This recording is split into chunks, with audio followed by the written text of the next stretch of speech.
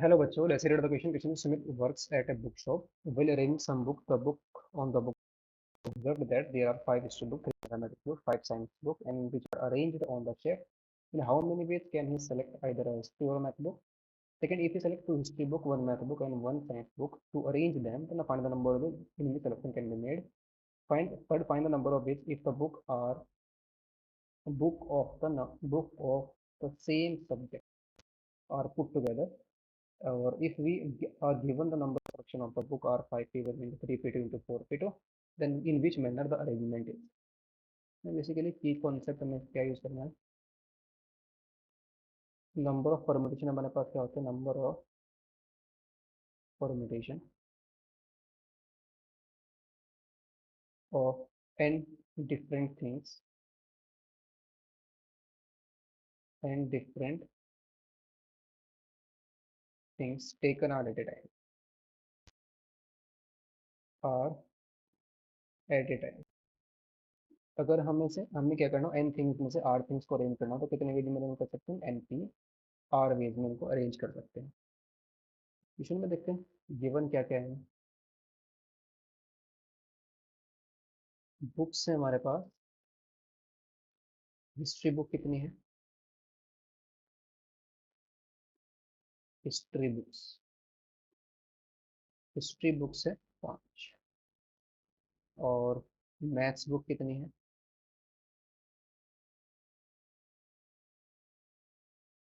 Maths books है हमारे पास 3। And science की कितनी बुक है,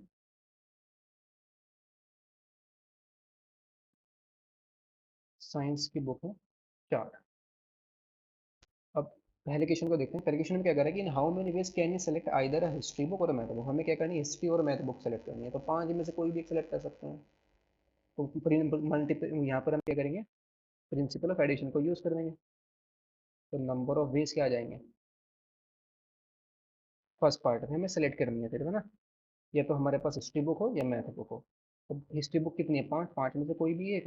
और मैथ बुक कितनी है, 3, 3 में से कोई भी एक। तो 5 और 3 कितना आ गया, 8 आ गया। क्वेश्चन नंबर 2 देखते हैं।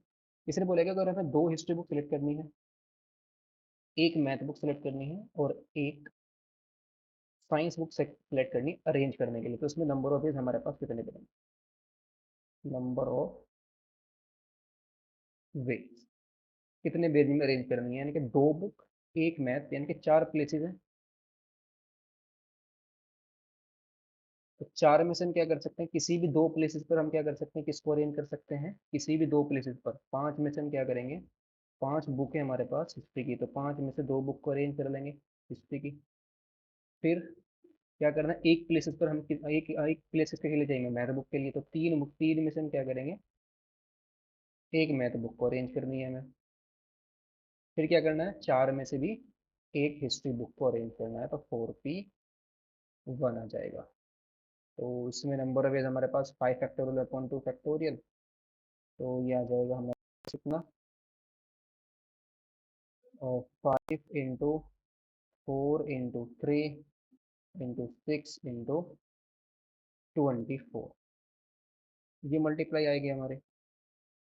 बिकॉज 4p1 क्या आ जाएगा, 4 फैक्टोरियल आ जाएगा, 3p1 कितना आ जाएगा, 3 फैक्टोरियल आ जाएगा। एंड 5p2 कितना आ जाएगा हमारे पास, 5 इंटू 4 इंटू 3 आ जाएगा। सॉरी सॉरी, 3p1 आएगा हमारा 3, और 4p1 कितना आ जाएगा, 4 आ जाएगा। ठीक है। तो 5 4 जा 20, 3 जा 60, इंटू 3 कितना आएगा 180, और इंटू में 4।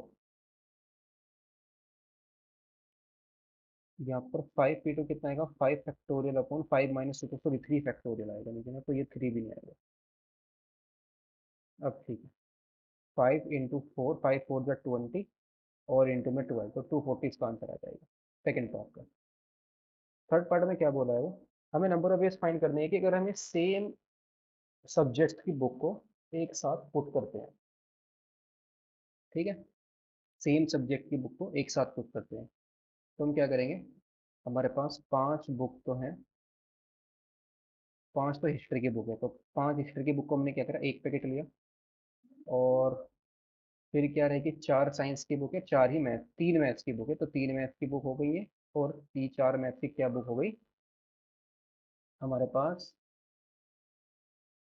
ये कितना जाएगा, 4, यानी कि इसमें 4, ये 4 पैकेट का हो गया, ये 3 पैकेट का हो गया, और ये 5। ठीक है। अब इनको अरेंज करना है हमें, तो नंबर ऑफ वेज कितने बनेंगे इसमें, नंबर ऑफ वेज। तो अब ये सभी के सभी बुक क्या रहेंगी, एक साथ रहेंगी। तो ये अरेंजमेंट क्या आ जाएगा, 5 बुक को अरेंज करना है मुझे, किसके, ये इसमें 5 बुक है तो उनको भी तो आपस में अरेंज कर सकते हैं 5 फैक्टोरियल वेज में, 3 बुक को 3 फैक्टोरियल वेज में, और 4 बुक को 4 फैक्टोरियल वेज में। बट ये सभी के सभी एक साथ रहेंगे तो इनको भी तो आपस में, इन तीनों पैकेट को भी तो आपस में अरेंज कर सकते हैं, कितने फैक्टोरियल वेज में, 3 फैक्टोरियल वेज में।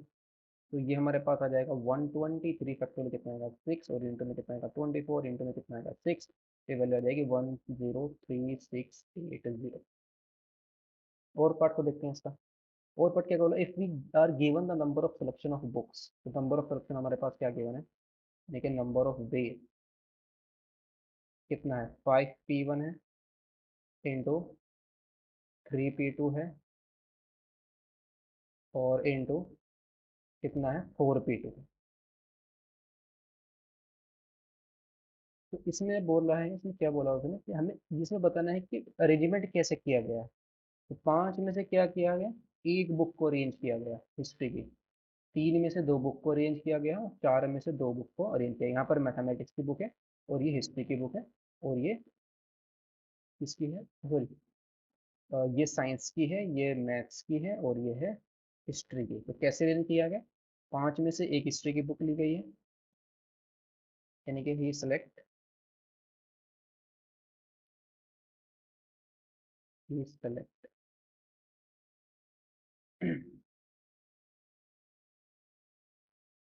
ही select one history book, one history book, 2 maths book, and 2 science book, to arrange them, to arrange them, ऐसे इसका सिलेक्शन किया गया।